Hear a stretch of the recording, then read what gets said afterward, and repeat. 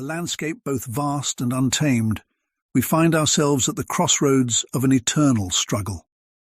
Here, amidst the ceaseless dance of digital dominance and defense, the architects of safeguard and the heralds of havoc vie for supremacy within the enigmatic realm of Active Directory. This labyrinthine network, a veritable treasure trove of pathways and secrets, sets the stage for today's episode of Atomics on a Friday. We are privileged to welcome Andrew Schwartz from Huntress and Megan Nilsen from TrustedSec, alongside our esteemed co-hosts Paul Michaud and Michael Haag. Together, we embark on a journey to unravel a compelling narrative woven from the very essence of cybersecurity strategy. Join us in this odyssey as we traverse the shadow-laden paths of Active Directory attacks with Andrew and Megan. We aim to illuminate the mysteries of cybersecurity's most critical arena, offering a beacon of hope to the vigilant defenders of our digital domains. Welcome to Atomics on a Friday, where the untold stories of cyber resilience are eloquently brought to light. In the boundless expanse of our digital world, a landscape both vast and untamed, we find ourselves at the crossroads of an... That was, welcome to Atomics on a Friday. That was the intro. It's getting better weekly. I think the best one so far. Our weekly stipends to David is working. Yep, I know. It's quite the fortune, but you know what? We do it for the fans and the people. We do it for the fame. Yep. All the clicks and the hearts and the subscribes. All 9. Yes. So yeah, welcome. Purple March Madness is jamming. We have a big episode today. Let me take out this banner. And yeah, so if you haven't been following along to Purple Madness, this is our second annual Purple March Madness that officially, by the way, the NCAA started their March Madness. Finally, they've only been like 4 weeks late. But the idea for ours is that we bring in different backgrounds, individuals, CTI, Purple Team, research, detection engineering, and throw a topic in the mix and see what happens. And so far, we've been through, I think, 3 episodes. This is our 4th episode now, which we have our great esteemed guest joining us today. Excited. This is exciting. Fun one. Yeah, let's bring him in. Let's bring in there's Andrew and then Megan. Howdy. Hey, how's it going? Both for joining. Yes. Andrew, are you? You're officially a co-host at this point. You're on this is like the 3rd time or something, right? Moving up in the world. I love it. Happy to be here as always. So a lot of good conversations and demonstrations, and it's getting better and better with that voiceover introduction. More professional. I love it. I'm glad you think it's more professional. I wonder if we can get Samuel L. Jackson to do it one time. Maybe Morgan Freeman. Make it Mix happen. up a bit. Yeah, we'll see if they're free. Should be good. Awesome. Yeah, I forgot to do other announcements, but that's okay. We'll do that later. We'll do it at the end. Yeah. Fine. Cool. It's ready. It's Friday. Yeah, we'll just jump in. Mike, Splunk Threat Research Team. You might know me from such projects as Atomic Red Team and Living Off the Land Drivers. Paul and I run the show together. Paul? Yeah, I'm Paul. I run the show with Mike, senior threat hunter at Unit 42. Previously worked on Atomic Red Team, a couple other small things, one-off. You might have seen some of my stuff from Red Canary, from different blog posts, going over Atomic Red Team, emulations, etc. Yeah, excited to be here and look forward to working on and showing some stuff that Megan and Andrew have been up to. Yeah. So Andrew Schwartz, I'm currently the Senior Manager of Detection Engineering at Huntress Labs. Previously, I worked with Megan very closely. We're at TrustedSec, where we put out this whole DACL abuse series of posts. And so just very happy to be here with all of y'all. Megan? Hi, I'm Megan. I'm the practice lead for the purple team at TrustedSec. And yeah, Andrew and I put this stuff out last year. Only 100 pages of blog posts to read through. So I know it was just like a light, afternoon reading and stuff like that. So really excited to talk about it. I think it only took me like 5 or 6 weeks to like effectively go through and run everything and do some additional validation and stuff. So yeah, it was just a quick breeze through the park, Yeah, super easy. So good. So excited to jump into. We cherry picked a couple of them to go through. Let's kind of jump into it.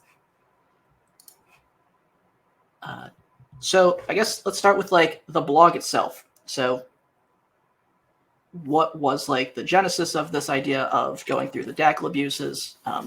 So kind of like, let's start there, I guess, like the overview of it. Yeah, I mean, I think I can take that one and pass it to Megan. The idea was basically, it was always in my mind to do a DACL abuse, attack detection, purple team focused, of where conducting the attack, showcasing the attacks, but showcasing the artifacts and the detections and how to build them. There's a lot of great resources out there that have done DACL abuses, but never so much the counter side, the blue team side, so to speak, of how do we detect on these things? How do they operate?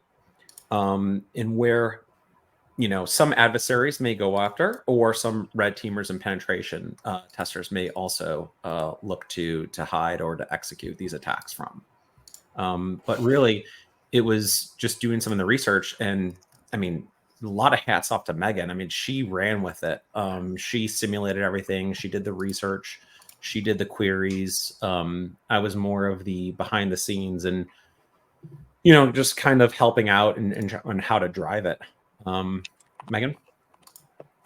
Yeah, I mean, don't sell yourself short, Andrew. It was definitely a team effort, and he helped a lot with, organizing things and roasting my screenshots and making sure they were up to snuff and, reviewing the queries with me and stuff like that. And he came up with, I think, pretty much every single attribute that we did, and there was quite a bit of work effort and that involved as well. So it was a really fun project. I think anytime you look at things like this within any technical field or technical area, you learn a lot more just by proxy about the thing you're looking at. And so kind of delving into Active Directory more, looking at all these attributes that, we see them, we know they're there as administrators in an Active Directory environment for an organization, or even as an attacker or defender, we know all of these things exist. We know these attacks exist that in some cases modify these attributes, but we don't always think about where is this stuff? What does it do? What is the ramifications for this? And what are the implications of modifying these things? And so it was really interesting from that perspective. Was this kind of like a newer topic for y'all on the team, or was it something y'all like worked on for a long period of time? I think it was more of based on so at TrustedSec, right? You're able to really cross-pollinate across a variety of different services. You're able to do IR, you're able to do purple teaming and penetration testing. And one of the things, speaking from my knowledge prior there, is they really wanted to put an effort of a good defender should also be a good attacker, and a good attacker should be a good defender. So the purple team, the people on the purple team rather, were always looking to fill some of the downtime with penetration tests. And they would look to, as a part of maybe getting a foothold or, moving laterally or, escalating up in credential access, conducting some of these techniques, not necessarily all of them. But I think what the biggest thing was the mind map. If you scroll down, had so many, but also there were some that were missing that were also abused, and some of the older ones, could we still leverage those in an environment, and how could we do that? But particularly, how could we also just figure out what artifacts do we need as defenders, as purple teamers, that we want to build rules on and correlate off of all the data.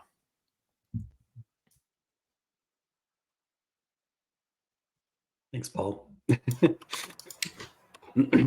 That's awesome. So now that we kind of get the overview of the background, like, what is the Sackle or Dackles?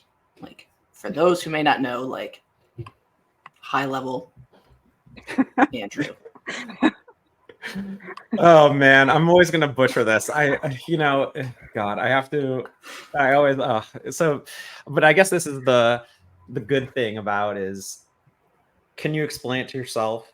Can you explain it to a friend? And can you explain to someone that you don't know? So the mysterious of the Sackle and the Dackle, right? Oh man, so how do you say this really? I'll have to do the best I could put it in there. Maybe is the Dackle, I guess, controlling access, maybe, if that's the best net TLDR, right? And the Sackle is logging set of access attempts, right? So that's where we go in and we set the auditing, and we can, it shows you how to do that of the specific attributes that we want to log. So 4662 can be very, very noisy, but we can kind of cut that down a little bit in trying to be a little bit more focused with maybe some of these specific attributes. Megan, how do you do? Care to share any other things or correct anything that was wrong? Oh no, he was actually correct. So we have a winner. I'm a big fan of being accurate and using other people's language when I can. So I just looked it up on Microsoft's website.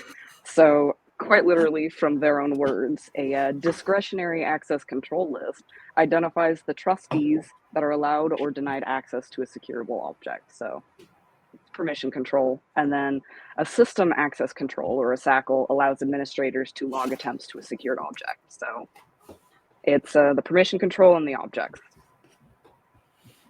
So easy enough. But just a point of information is that this methodology, or this idea, right, of auditing should not be limited to just these Active Directory attacks. This research really fed some of the other research we did with Screen Connect of setting the auditing permission to generate that Windows event ID of, I believe it was 4663. So it can be applied to a plethora of other attacks of where these attributes are being modified or read or whatever the case is. And there's been a lot of other research, around this with, the Bloodhound team, Johnny Johnson, Jared Atkinson, a wealth of, just a wealth of other individuals of whose shoulders we're standing on when we did this.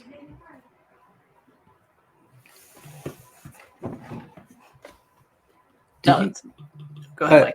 No, just kind of like a deployment question. Do you see a lot of, either anybody can answer, but do you see a lot of organizations enabling SACLs?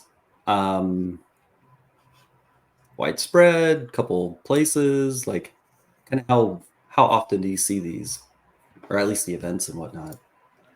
So from my experience, I really have not. I know that, maybe some of your like MDI or Defender for Identities or your CrowdStrike IDPs, really those security products are probably trying to go more into this realm where they're seeing attributes modified. I have not, but that's just my experience. Megan, I don't know what you. Yeah, I think it's pretty similar. I think a lot of organizations sort of stop at the advanced audit policy configuration. They go in, they enable the 4688s and the 4662s and whatever is just there for them to see because it's right in your face there, and then other things can sometimes get dropped in the get-go. I've seen a lot lately where event ID 4688 for process command line auditing is a great event ID to have enabled, but a lot of organizations and administrators really do not realize that there is a second step to enabling that event ID to actually get the command line in the process command line auditing event. And not only is it not in that advanced audit policy configuration view, you have to kind of go digging through the policy GPO stuff to even find where that's at. And so I found on probably last several purple teams I've done where they have the process command line auditing set up, you're getting the event, but you're not getting the command line. And if that's not enabled, then you're missing a key point of the logging. And SACLs are very much the same way. You know, there's a lot of event IDs out there that require specific logging to be enabled. You know, if you're trying to log lapse access, for example, people who are querying lapse, you need to make sure that you have SACLs set on the OU for the computers where lapse is installed and where that's set up. So there's additional steps there that they aren't super easy to find. And if people don't know they're there and they aren't paying attention to that and they don't maybe even know the word DACL or SACL, then, you know. Yeah, those are great perspectives. So let's jump into some specific attributes and just like, what was kind of the logic, I guess, Andrew, since you picked the attributes from like the full list, these are the ones that we chose for today, but what were some of like the logic of like particularly on these four, like why did they make the list out of potentially hundreds, if not thousands of attributes? I mean, allowed to delegate to Kuros delegation. I mean, I don't think it needs any more. I mean, Kuros has been near and dear to my heart ever since I really started going deep into the subject with Charlie Clark, who's just been amazing and really helping me to really understand Kuros. And, you know, we put out just a myriad of resources around Kuros. So that one made the list just because. Key credentialing, I think it's gained a lot more attention, really. CA certificate, I really not sure why it made the list, but MSMQ signed certificates, I think definitely is more of a forgotten one. And that was one, I believe we had to do some digging. I remember always having it bookmarked around the original research when it was first made public. And then, but I recall not seeing it on the mind map. And I was just like, why is that? You know, is it just not, is it forgotten? Is it hard to execute? Is it just, you know, maybe it didn't make the mind map because the mind map's more about relaying or whatever the case may be. So it was, you know, so again, some of these are just the lost and forgotten ones that we wanted to include comprehensively. But that one made the list solely because it's, you know, lost and forgotten, I think, by both defenders and attackers. And I can fill in the blanks with the CA certificate one. So there was a post done by Decoder who had done an entire attack sequence using that specific attribute as kind of a leverage to, I think it was escalate privileges. I might be wrong on that, but it was an interesting attack use case. And I think we've seen some other stuff floating around more recently on certificate attributes in general, you know, cert user, things like that, where it was kind of an interesting use case.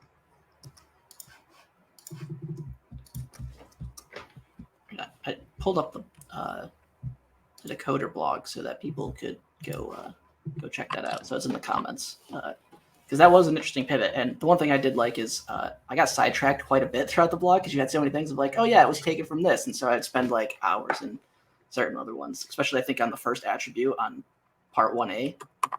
We're like, hey, just go read this, and then I got sucked down a rabbit hole. And there was like 4 other blog posts that kept just going down. So very easy to get sidetracked because there's so much good information in this whole thing.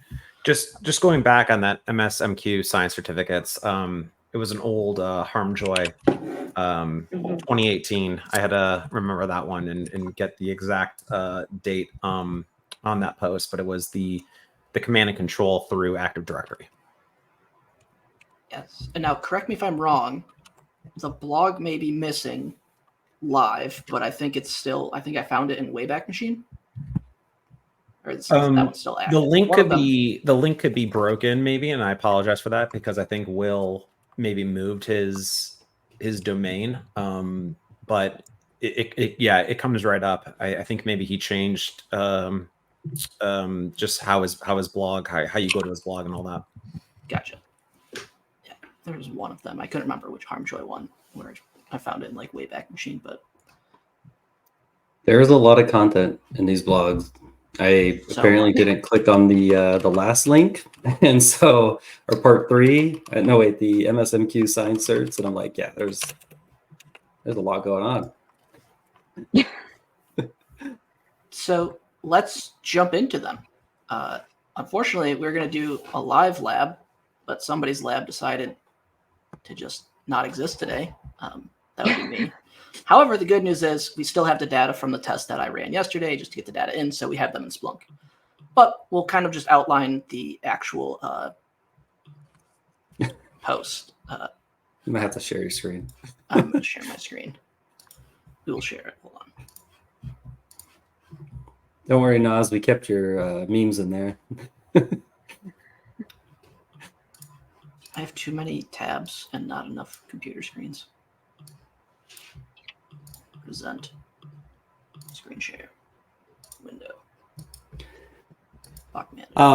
Andrew, you mentioned the other day your multi-line logs versus XML.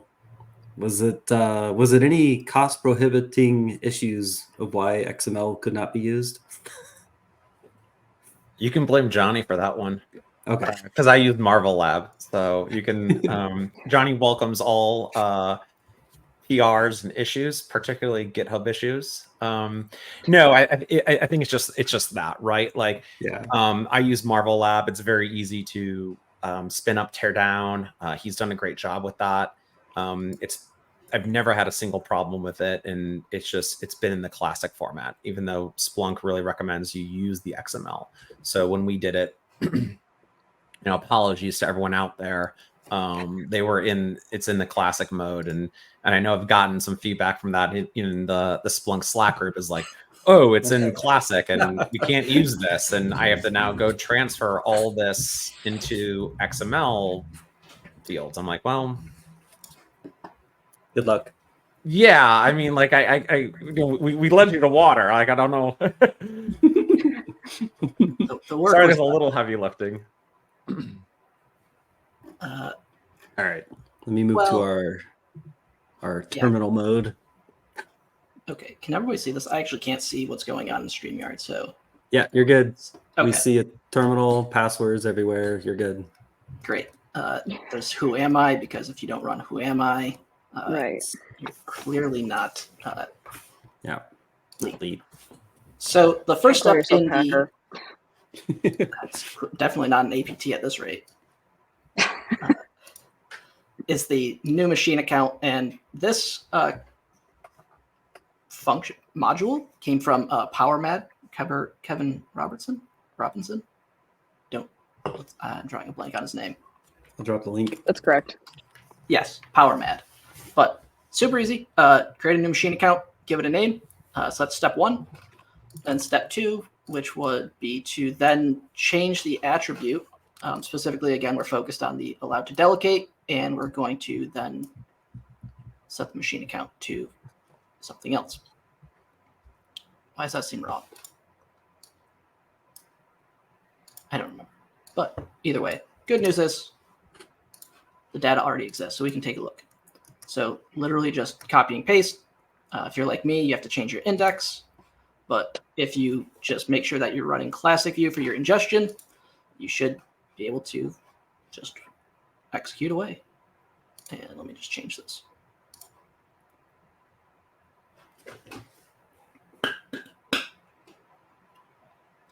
So walk us through what we did here, or what we're looking at. Megan, I'll let you take that. Okay. Yeah, so essentially what we're doing here is using multiple different event IDs. And if you look at the blog post too, and you kind of scroll through the section slowly, you'll notice that we provided foremost attributes 2 or 3 different detections. They range from a more simplistic detection that can be used to just do like a baseline. This is how you can start to get the data if your sim isn't powerful enough or doesn't have the capability to do event correlation across multiple sources at this point, or maybe you just don't know how to do that as well. Then you can start by getting the data in and in seeing it, and then you can do correlation manually.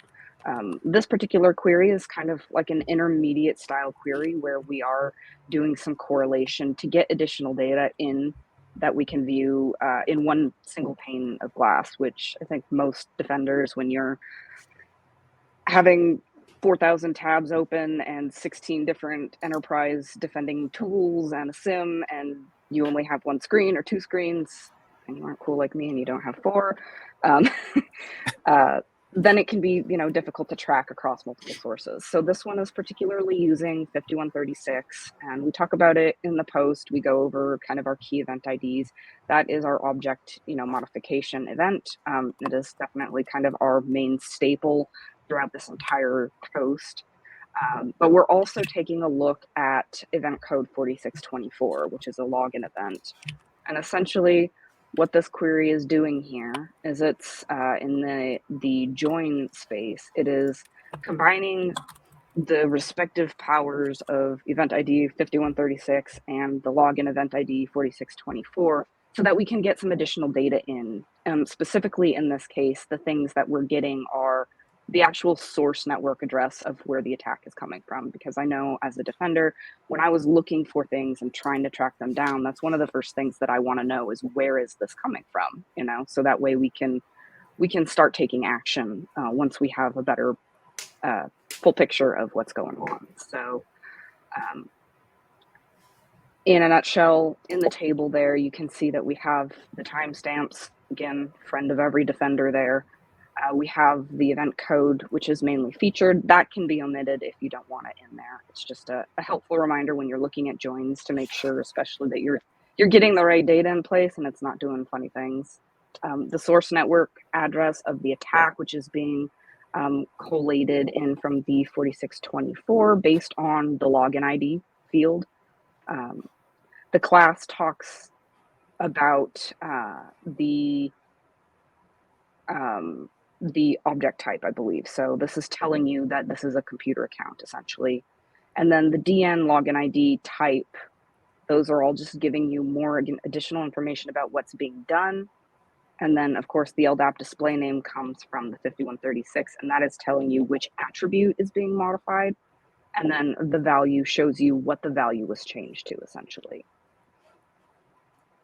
I mean, that was that's phenomenal. I mean, couldn't have said it any better. I mean, that was, yeah.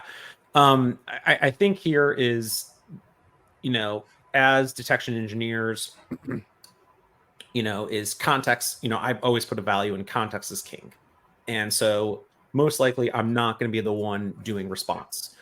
So when you go to hand it off to your SOC colleagues, your DFIR, your responders, what are they going to do with this alert? How do you want them to interpret it to then drive effective response? And so it's just a matter of getting more context in to enrich the detection.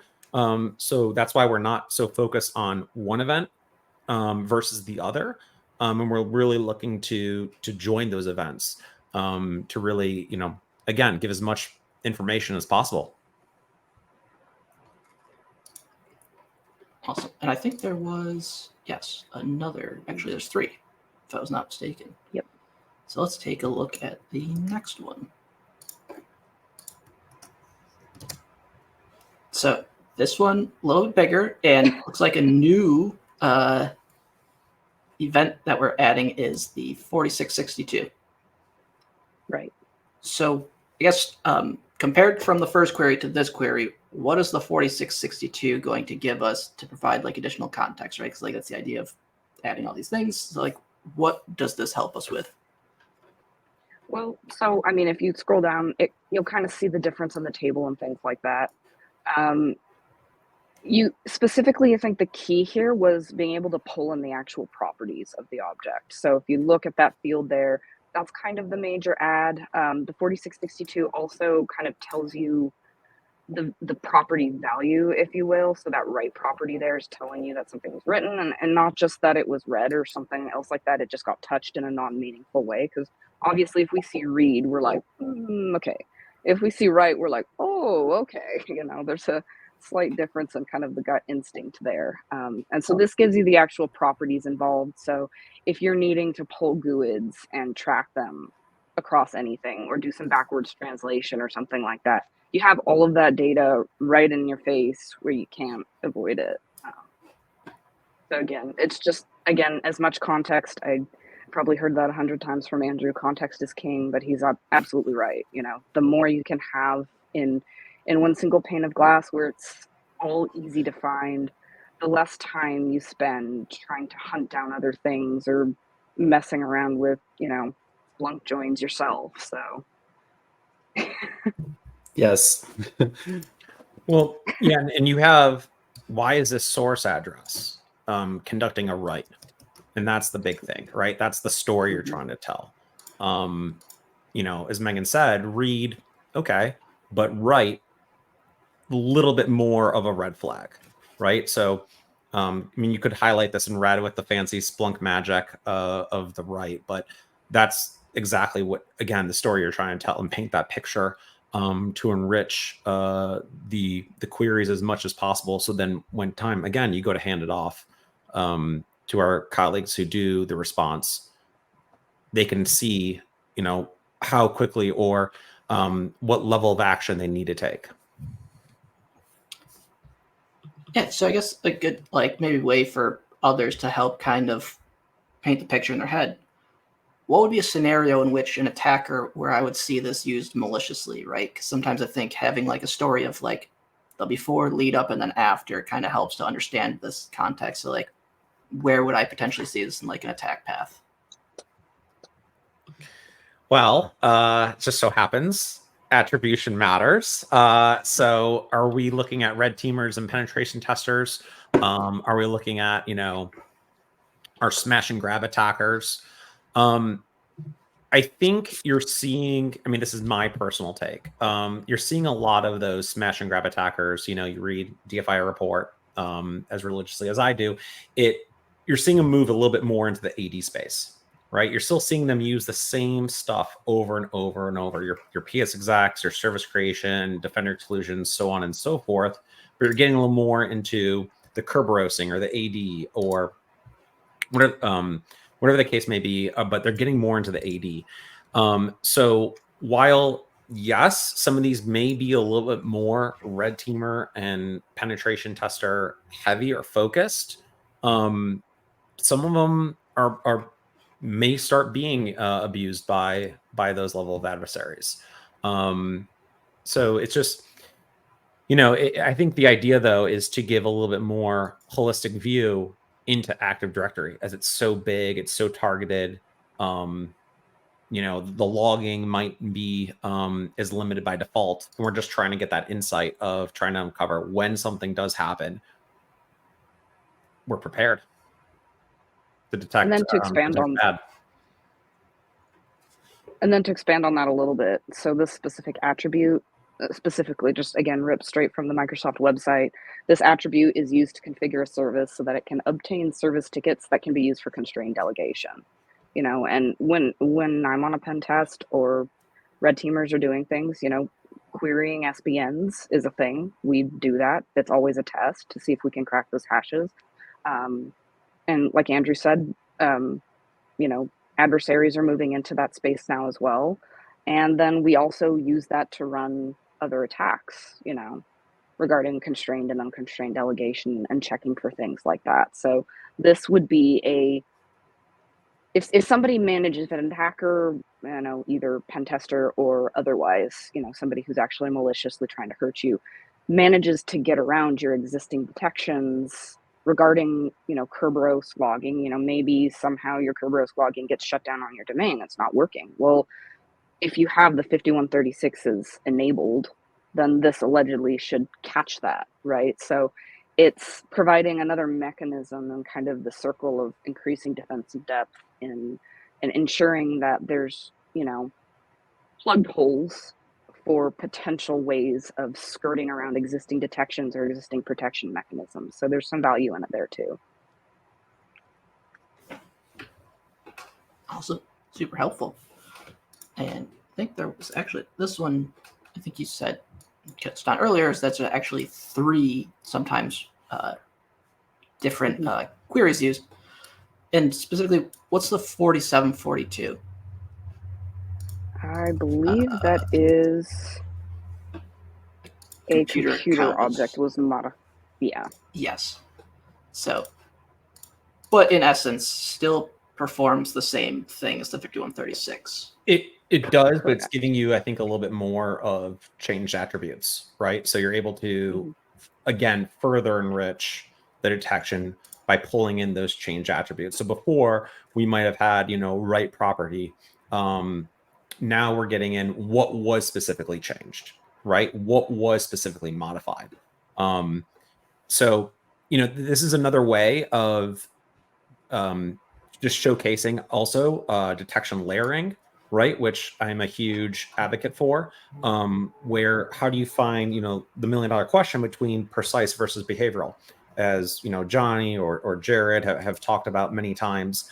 But as you want defense in depth in your controls, you also want defense in depth within your detections. So starting out very, very simple and then going deeper to get more information, to pull in, maybe more telemetry sources. So it all goes back to when you go to hand it off, you're ready to go, to your IR team.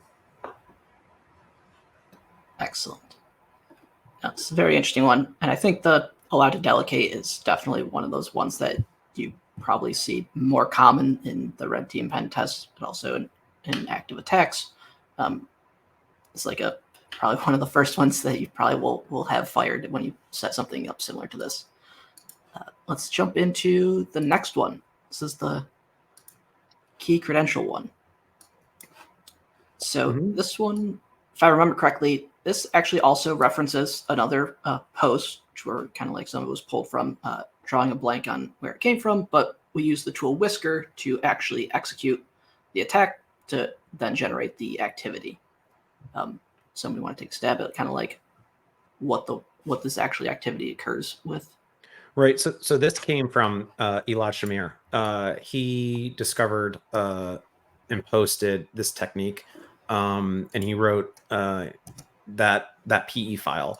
It has since been converted into a Python version, PyWhisker, and basically what you're able to do is modify that attribute as another form of credential access, right? So just taking over the computer and going in, because I believe Elad's initial take was, first RBCD was the only way, but then he found that you're able to write to this attribute as a method of persistence, but also credential access to get into the computer itself. Awesome. Thanks for the context. And so when looking at this, right, slightly different because in this case, we're writing, if I remember correctly, it's binary data, like a certificate, right? Or something along those lines. Yep. That's correct. It is a certificate. Yeah, so this is known also as like the shadow credentials, right? So you're getting into that certificate, building out that you obtain that certificate, right? And then you can go into, from the certificate, you can take it into to get a TGT, and then ultimately you could unpack the hash to get an NT hash. Excellent. And now the structure, I think, if I remember correctly, for most of them, all follows a very similar structure. So very easy. You find an attribute, you can almost like take this as like a framework, plays it with the right things, and then you're basically just off. You don't have to like recreate anything new each time you want to go look at these, which is the other thing that I picked up on, which was super helpful in converting a lot of these. Yeah, for most of these queries, and I would say this carries through the entire 4-part series, particularly with the 5136s and the 4662s. Sometimes the joins get a little bit funny depending on when you uplift them into a new sim. It just happens. But they were really intended to be as plug and play as possible. So you could take that same query, and if there's another attribute that you're looking at, in Active Directory users and computers, you're scrolling through and you're like, oh, what's this attribute? I want to see if I have this going on in my environment. You could just literally change the name of the attribute in the LDAP display name and see if it comes up. So they were intended to be really easy for uplift in that. And that was definitely intended to be that way. It was intended to be a query template. In the same way that we were intending this to be, replicable and stuff like that. Yeah, I mean, it was brilliant on Megan's part to make it into a template where it's easy to follow the logic or the syntax of the query itself. And so you're not doing, all these splits and just other Splunk SPL, fanciness or trickery, right? It's keeping it very, very simple to replicate to all the other attacks, as well as any other new attack that someone may want to apply the similar logic to of, correlation maybe of two events. Yeah, I think it kind of goes back to what you say in part one about like when you're trying to enable the SACLs initially, in the lab, it's easy, just set it at the root and then you're good to go. But in a production, that's potentially a dangerous game. So then you also point out of potentially enabling the SACLs on the specific at the attribute level. And this kind of helped you with that of, okay, well, I'm going to go look at some more. I can focus on, that specific one or the specific ones I'm looking at, and then rinse and repeat, apply these, do my testing, make sure there's not a ton of noise, or, I'm not going to destroy my Splunk licensing and cause problems down the road. So yeah, it's a double-edged sword because, obviously as detection engineers, purple teamers, blue teamers, whatever, when you run these attacks, you're running them in a very, very small data set. You're running them in a very small lab environment, right? And one of the things, in my very, very first blogs was trying to do it one way that, Olaf showed me. And then another way that Greg showed me was just to cut down the job time. But, it's something just to be mindful of, that what works here, might not work in a larger enterprise, but, where you can set the auditing everything, but just trying to be, if you pick out one or two or three and prioritize those attributes, now you have a little more insight into the environment. Now, next one that we chose was the CA cert. So the test itself, pretty easy. So the first things you're going to do are generate a certificate, convert it, and then pull it in and use certutil to actually publish it. So pretty straightforward. The commands work flawlessly right out of the box. Literally copy paste, punch it in, used a Kali box, transferred it over, ran it, pulled it down via SCP, and then executed it. Pretty straightforward. Now, I wish I had the VM going, because what I did want to show was there is a prerequisite, which was to set up the SACL on that particular attribute via ADSI. And one of the things that, not having spent a ton of time in ADSI, I was like, well, how do I find this particular attribute? And then learning how to create the query, which was basically, which if you follow in the screenshot, there's a way where you can edit the query when you connect in ADSI. Basically, you can just pop in, change your CNs, your DCs to your domain, and then that'll take you down, and you can literally just follow the screenshot right in there. That'd be the one thing, but unfortunately, I broke it. I think I have it up right here. I was just kind of following along. This is this piece right here? Yep. So if you see in the screenshot, if you scroll up, Mike, there's kind of like two connections. One's for the first one in the screenshot is the schema, and the second one is actually the configuration.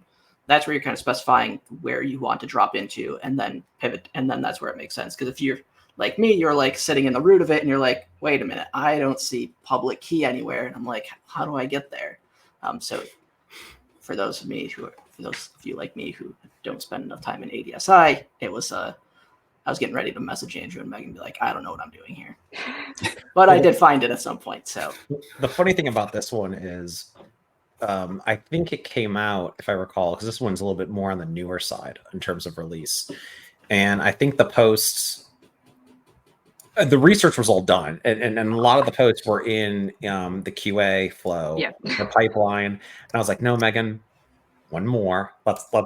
And then it always turns into that one more snowball of just one more. And then like a week later, just another one more. And it's like just another one. So yeah, this one was definitely on the newer one. I was like, we got to take a look at this right when it dropped. So might as well include it. Why not? But she executed it and replicated it flawlessly. It was really hats off and hat tip to her.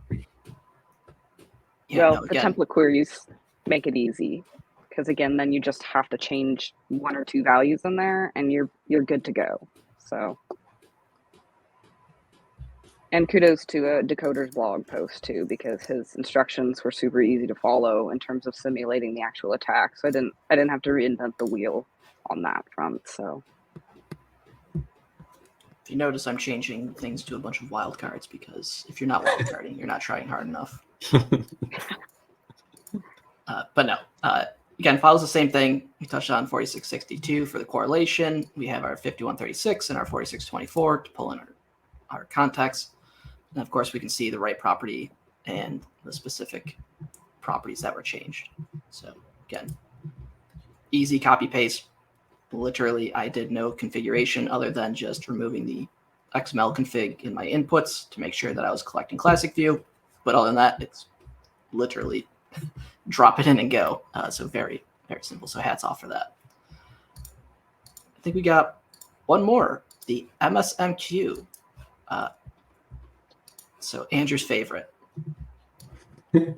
So I don't know about that. I don't know, just, Andrew. Not the way you were talking about it earlier. No, I mean, like I said, I think it was just one of those forgotten ones, and ones like I've never executed in all my time penetration testing, and in talking with some of my other colleagues like Kevin Clark and Lou. I don't know if they've ever executed it. It's just one of those, like, it was awesome research. It was put out at the time, but like, I don't know the traction it gained. Like, I don't know any intelligence if it was ever used in the wild. Like, it was just great to just revisit, really. As it was showcasing using Active Directory as C2, which I had never seen before. So it was just great to revisit, to replicate, and really understand what was happening with the attack. So red team, #red team challenge. Just destroying. I would love, for people to at me on Twitter and say like, oh yeah, I used that plenty of times, and on engagements, and this happened, that happened, or no, it's again, it always comes down to the attacker's objectives and motives. Are they trying to stay stealthy? Are they trying to raise noise? Is this a viable attack for them to execute in their flow? I don't know. Now, one question I have: would this particular activity be common to see in an environment? Like, just changing of that, is that normal? Should I expect any noise? I mean, maybe from your experiences and kind of testing and working with anybody. To me, that would be a question I would love to ask Jim, Sean Metcalf, a lot of those people that have really done a lot more AD research than I have. Megan, to put you on the spot there. So I think with most of these, with any kind of lab detection, right, it is difficult to really kind of make that assessment holistically. However, I think when implementing these kind of detections in client environments, there's always going to be a little bit of noise. Some of these attributes are modified as a part of administrative function, right? So if you have something going on with an attribute where there's a legitimate change to the certificate, then that value could potentially be changed.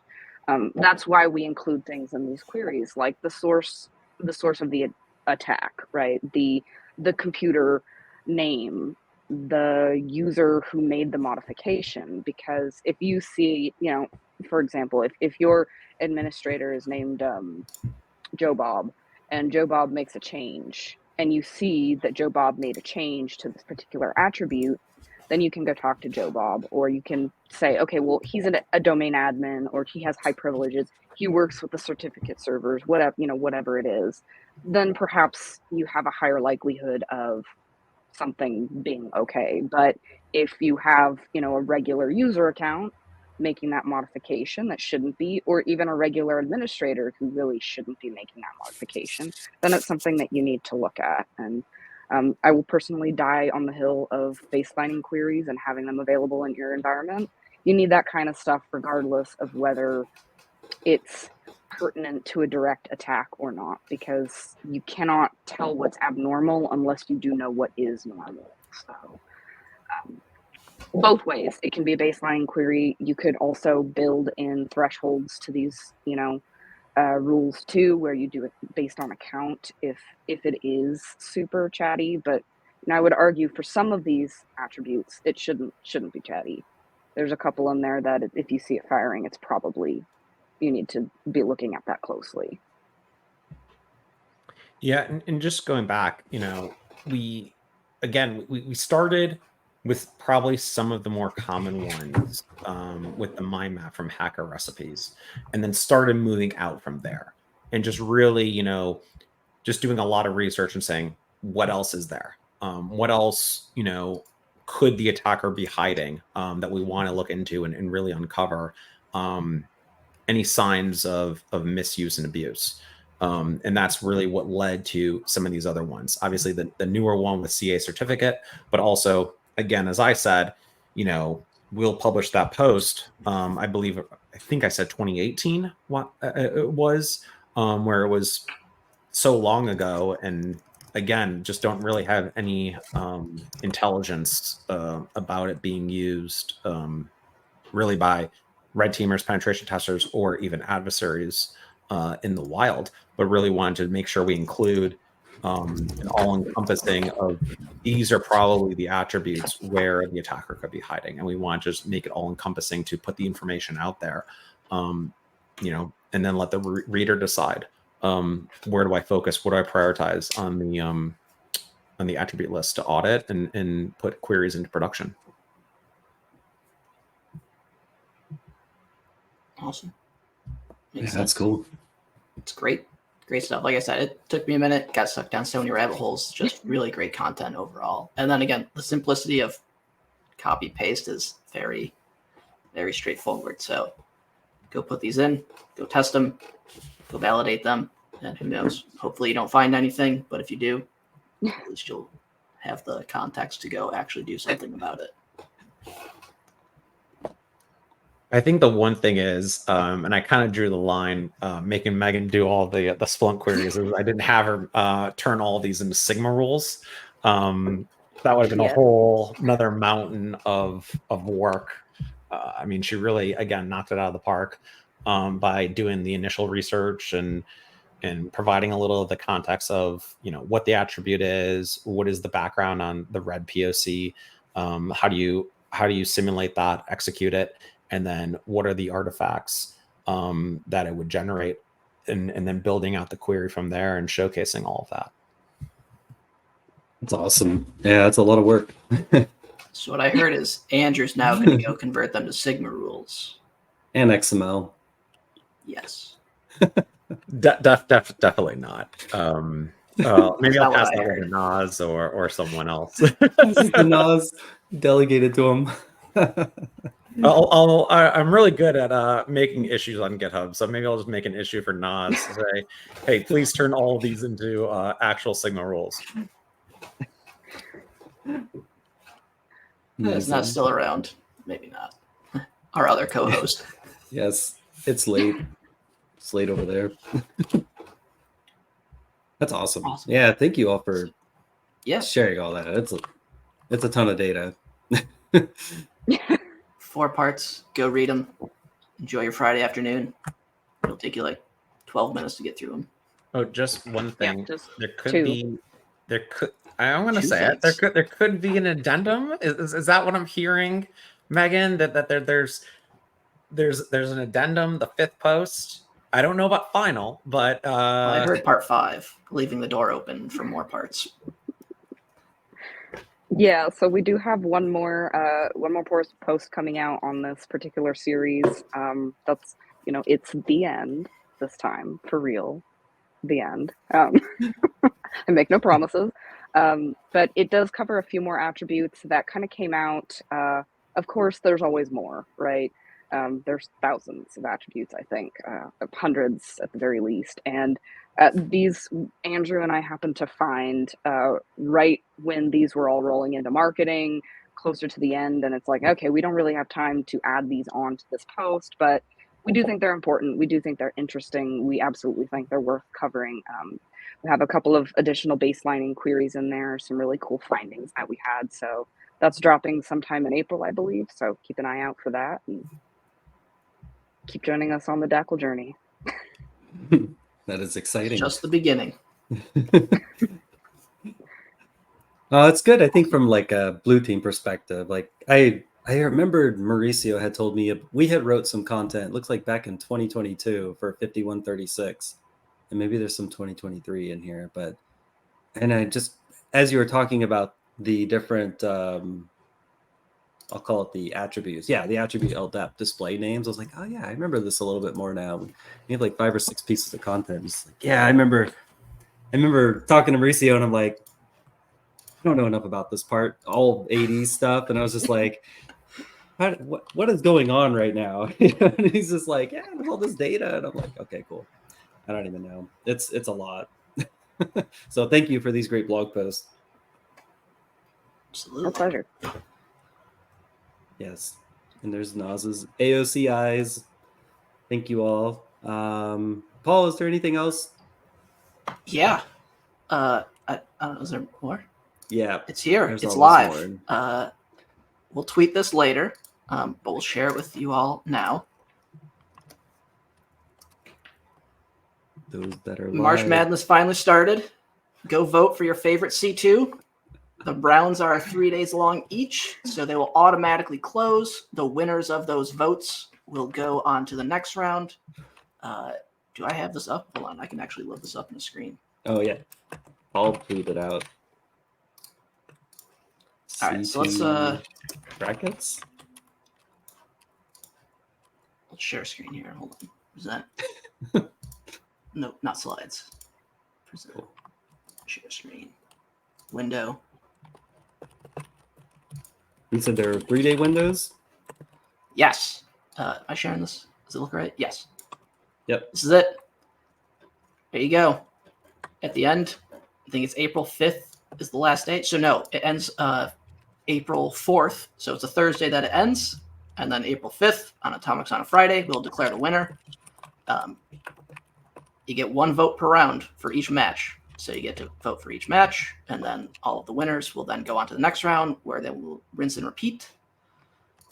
And yeah, that is all right. Hot take. 1 second hot takes down the list. I'll start with Andrew. Who's your first pick in the first bracket here? What are we choosing? Oh boy, so spicy. Caldera or Black Mamba. Who do you got? I don't even know if I've even looked at either one of those. Okay. I mean, half of these I don't know. I mean, I think they're from the C2 matrix. Empire Covenant. That's where all of them came from. Full disclosure: there is no seeding done. There is no cherry picking. I took a list of 32 teams from the C2 matrix that were active development the past 12 months. I dropped them into Cyber Chef and did a random or a sort. Then I just threw them in here and they were matched. There was no cherry picking. There was no seeding. There was no, well, let's make them here. You know, like the whole garbage with the NCAA. It's purely just a random order. Good luck, have fun. But now, Empire and Covenant, you definitely know those two. How many votes do we get? What do we You have? get one per match per round. So you get to vote for everything each round. I But mean, you only get one. So choose which one carefully. You don't get like 20 votes. I will say, okay, fine. For Kevin Clark, Empire, and Hubble and Coin for them, I will say that. The rest, I'm not. I plead the fifth on any other. Nighthawk Sliver. Nope, no comment. Mythic Brute Rattel. No, definitely no comment. You don't Merlin? have any comment on Beaver Rat? Ooh, Nymplant. Fudge C2? You're telling me you've never dabbled with a little Fudge C2? Ooh, I hope this ends with Beaver Rat and Nighthawk. I'm sorry. That's what I really am hoping for at the end of the day. Yeah. Fingers crossed, but we'll see what happens. Again. Cobalt Strike. Oh yeah, who's all right, so we got Havoc versus Core Impact. Oh, Trevor's in here. I didn't realize that was still around. That's great. According to the C2 matrix it is. I don't know who's running that these days, but Core Impact and Havoc. That's a tough. I don't know. I don't know. Strike versus Chaos. I don't think I've ever seen Chaos. All right. But I submitted my votes. It says it'll be displayed in about 5 minutes. There you go. yeah, so you don't get to see the stats of the vote count until after you vote. So click on start voting at the top. That's what I just figured out. And then you can go down the list of voting. Ooh, this is... Yeah. So when it gets to the final, is there going to be a bake-off of versus all the EDRs? And We'll Yeah, invite and, Justin. Justin will come in and do live. Definitely. we'll settle it once and for all. He doesn't know that yet. Oh, he does now. Surprise! Yes. Welcome back. Surprise! Welcome back, Justin. Was that it? I think that was it. Told you it was coming. There was something else. Dates and times are hard. Oh, next week, final March Madness episode. Yes. Anton coming back. Kubernetes. Honestly, he's basically like the fifth co-host at this point with the amount of times he's been on. Yeah. So Anton's coming back. We're doing Docker stuff. Docker containers. Kubernetes. Yeah, it's gonna be good. I'm very excited about that. I know nothing about this. Yeah. So, It'll be good. Like 80 attributes. No idea what's going on. yeah, pretty much. I know memes. I don't know anything else. So Yeah. Our intern knows how to generate great content. And that's all we got. yeah. That's why people are here. And somehow had a sick connection to get David Attenborough to do our intros for us. Yeah. I think he has a new new show on Netflix. I got to go watch. Yes. Is it about 80 attributes? I wish. I could listen to that all day.